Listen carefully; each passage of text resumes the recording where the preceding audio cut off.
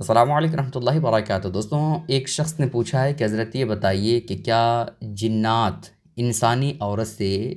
جسمانی تعلقات پیدا کر سکتا ہے؟ یعنی جنات جو ہے وہ انسانی عورت سے، یعنی جو مرد کے مقابل میں عورتیں ہیں، اس سے کیا ہم بستری کر سکتا ہے؟ تو جی ہاں، بالکل آپ نے صحیح سوال کیا ہے۔ اس سوال کا بھی جواب جاننا مسلمانوں کو ضروری کہہ لیا جائے تو غلط نہیں ہوگا، چونکہ آج کل ہم کن راہوں کی طرف جا رہے ہیں، سوشل میڈیا پر غلط چیزیں دیکھ کر کے نیوز کے نام پر اپنا ٹائم خراب کرتے ہیں، لیکن جو دینی باتیں ہیں، جو مسائل والی باتیں ہیں، ان پر ہم توجہ نہیں دیتے ہیں۔ تو دیکھیں دوستوں، جنات انسانی عورت سے ہم بستری کر سکتا ہے، اس سے جسمانی تعلقات بنا سکتا ہے نا، یہ ممکن ہے۔ اس لیے حضور علیہ الصلوۃ والسلام نے ارشاد فرمایا کہ جب بھی تم اپنی عورت سے ملو، اپنی بیوی سے ملو، تو ہم بستری کرنے کا طریقہ حضور علیہ الصلوۃ والسلام نے بتایا ہے۔ ہم بستری کرنے کا طریقہ کیا ہے کہ جب تم اپنی بیوی کے قریب جاؤ تو ایسے جانور کی طرح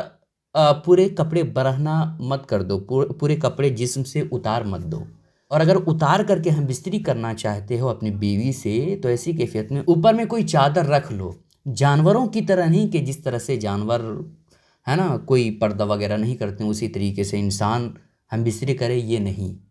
ہے نا۔ طریقہ بتایا گیا ہے کہ تم ایک کمرے میں جاؤ، ایک ایسی تنہائی میں جاؤ جہاں تک کسی کی رسائی، نظر کی رسائی نہ، آواز کی رسائی ہو نہ، میاں بیوی کے درمیان جو باتیں ہو رہی ہیں ہم بستری کے وقت، وہ باتیں کسی تک پہنچ پائے اور نہ ہی کسی کی نظر اس تک پہنچ سکے، ایسی جگہ تم تلاش کرو اور ایسی کیفیت میں دونوں ہم بستری کرو۔ اور ہم بستری کرنے کا طریقہ حضور علیہ الصلوۃ والسلام نے یہ بتایا کہ دونوں برہنہ ہو کر کے ہم بستری مت کرو، بلکہ اپنے اوپر چادر وغیرہ رکھ لو تاکہ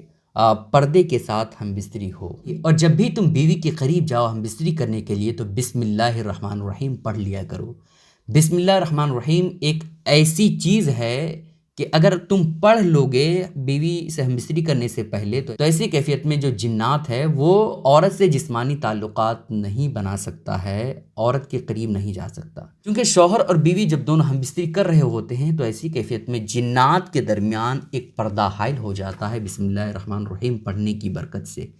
اس لیے جب بھی تم عورت کے قریب جاؤ تو اگر پورے کپڑے اتار کر کے تم ہم بستری کرنا چاہتے ہو تو اوپر سے کوئی چادر رکھ لو، ہے نا، اور بسم اللہ الرحمن الرحیم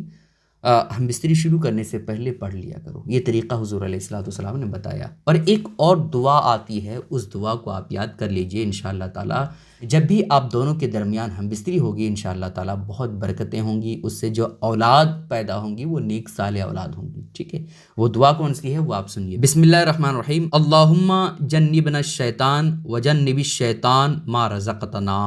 ہے نا، یہ دعا پڑھنے کا حکم ہے جب آپ ہم بستری کرنے والے ہوتے ہیں تو، ٹھیک ہے۔ اس لیے جب بھی عورتیں ٹوائلٹ کرنے جائے، پیشاب پخانہ کرنے کے لیے جائے تو مذہب اسلام نے تعلیم ہمیں یہ دی ہے کہ تم پہلے دعا پڑھ لو، ٹھیک ہے۔ تو یہ دعا ہی ایک ایسی چیز ہے، برے شیطان اور برے جنات کی برائی سے عورتیں محفوظ رہ سکتی ہے اگر دعا کا اہتمام کریں گی تو، ٹھیک ہے۔ اور اگر کوئی عورت نیند کی حالت میں ہوتی ہے اور اسے لگتا ہے کہ کوئی ہم پر سوار ہو رہا ہے اور ہم سے جسمانی تعلقات ہم بستری کر رہا ہے تو ایسی کیفیت میں وہ کیا کرے، حفاظتی امور جو ہے وہ بجا لائے۔ حفاظتی کام کیا ہے؟ سورہ فلق، سورہ ناس اور سورہ اخلاص، یعنی قل اعوذ برب الفلق، قل اعوذ برب الناس اور قل هو اللہ احد اللہ الصمد، یہ تینوں سورے جو ہے وہ پڑھ کر کے دم کر لے، اور ساتھ ہی ساتھ آیت الکرسی بھی پڑھ کر کے دم کر لے۔ اگر یہ چیزیں پڑھ کر کے دم کر لیں گی عورتیں تو ایسی کیفیت میں یہ جو پریشانی ان کو ہوتی ہے کہ رات میں نیند کی حالت میں اسے ایسا لگتا ہے کہ کوئی سوار ہو رہا ہے ہم پر، کوئی ہم بستری کرنے کی کوشش کر رہا ہے یا کر رہا ہے، یا برے خواب آتے ہیں، تو یہ سب پریشانی نہیں ہوگی۔ اور اگر پھر بھی یہ سب پریشانی ہوتی ہے تو ایسی کیفیت میں جو بہترین عامل ہیں، جو بہترین عمل کرنے والے ہیں، ان سے آپ وظائف وغیرہ کروا لیں تاکہ آپ کی جو پریشانی ہے وہ ختم ہو جائے، ٹھیک ہے۔ ان باتوں کا خیال ضرور رکھیے گا دوستوں، اس کلپ کو شیئر کرنا مت بھولیے گا تاکہ ہر شخص کو، ہر مسلم مرد عورت کو ان باتوں کا علم ہو جائے۔ السلام علیکم ورحمۃ اللہ وبرکاتہ۔